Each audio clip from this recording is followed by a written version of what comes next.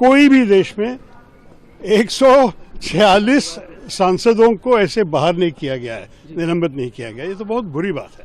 और बात यह है कि हमारे देश में ये सब चल रहा है और लोगों को जानना चाहिए कि हमारे लोकतंत्र खतरे में है। तो इसलिए हम ये कर रहे हैं और ये जो प्रदर्शन आप देख रहे हैं जनता को समझाने के लिए कि हमारे देश में जो कुछ चल रहा है ये तो बिल्कुल हमारे देश के भविष्य के लिए बुरा है।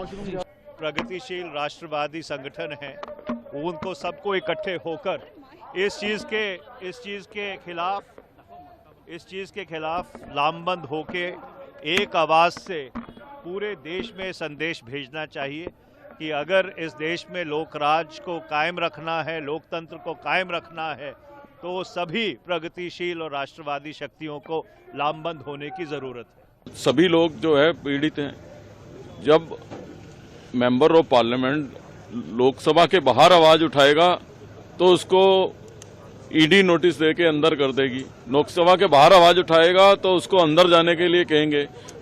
लोकसभा के अंदर आवाज उठाएगा तो स्पीकर बाहर का रास्ता दिखाएगा। तो लोकतंत्र में आवाज उठाएं तो कहाँ उठाएं? फिर ठीक बोल सकते हैं सस्पेंड करें, बट 140 150 के करीब एमपी को अगर आप सस्पेंड कर रहे हैं तो इसका मतलब है कि डेमोक्रेसी नहीं है। तो ये मैसेज तो पब्लिक को जाना चाहिए, मालूम होना चाहिए, क्योंकि पार्लियामेंट में अगर आप पूरे एमपी को ही बाहर निकालेंगे तो फिर पार्लियामेंट चलेगा कैसे? कितने सांसद कभी निलंबित किए गए हैं और कारण क्या रहा?